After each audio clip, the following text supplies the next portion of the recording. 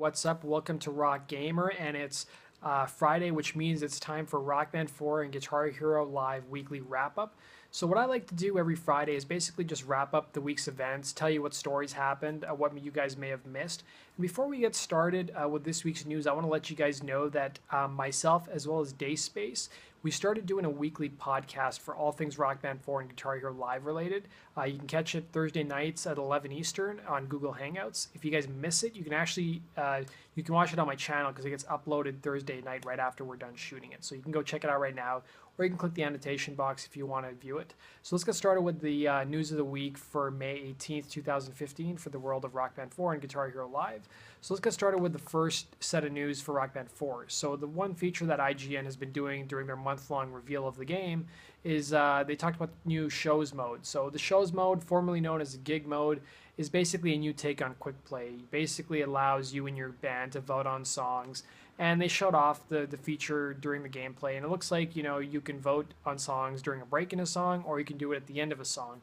And the cool thing is it basically looks at your DLC library you have as well as your other songs, and gives you options of, you know, songs that can be maybe song specific, or it can give you options of songs from a certain year or a certain genre to choose from.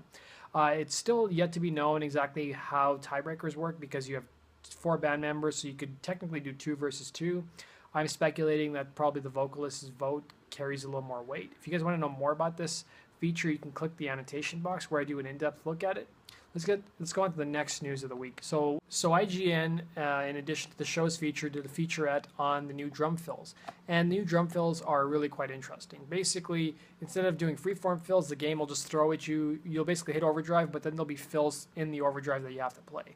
And the cool thing is it changes each time. There's, you know, a different assortment of drum fills depending on the genre of song you're playing. So if you're playing a metal song, there will be metal style fills and so forth. The cool thing is you don't actually have to hit all the fills in the overdrive section to actually activate overdrive. You can miss some of the fills and you won't be penalized for it. And if you're just a fan of the old fill system, or if you want to turn fills off, you can still have the option of doing that. The other thing that came out this week is that IGN did an in-depth look at the new instruments and their new features. Looks like a majority of the enhancements to the Rock Band 4 instruments are merely, you know, under the hood of the car, as we could say. There's really no new functionalities, just the, you know, better performing instruments. So the guitar is going to have quieter buttons. It's going to have a better auto calibration system. It's going to have a better whammy bar. The strum bar is going to be better. They did hint that the strum bar may have some kind of extra feature to it. The drums basically look the same. The shock absorbing system is better. It requires less batteries than the older generation of drums did. It can last about 40 hours with a single pair of batteries.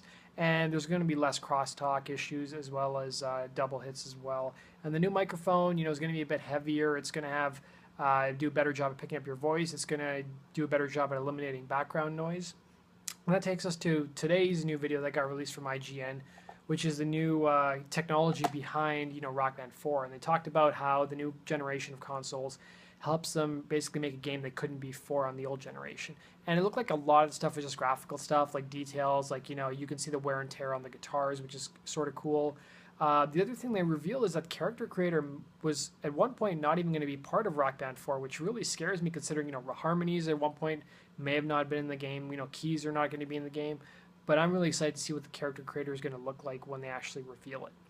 That basically does it for the Rock Band 4 news. Let's move on to the Guitar Hero news of the week. Big news on Tuesday that came out from the Guitar Hero Live Camp is that they announced 10 more songs that would be part of the game soundtrack. Now, I think this reveal was purposely done to basically alleviate a lot of the negativity that came when the first set of songs were announced. If you remember the first set of songs, it was all top 40 stuff, a lot more towards the poppy side. And a lot of people are complaining about metal and hard rock. Well, they announced 10 songs, and they're basically metal, alternative, and hard rock. So we have Royal Blood, we have Marilyn Manson, we have Killswitch Engage, we have Marmozets, Of Mice and Men, Deftones, Vistocino, Bring Me the Horizon, Mastodon, and Trivium. So those are some of the bands we'll be seeing on disc for Guitar Hero Live. If you guys want to see the entire set list so far, including the bands I just mentioned, you can click the annotation box. Thanks for watching, guys, and if you want to stay up to date on all things Rock Band 4 and Guitar Hero Live related, click the subscribe button. Take care.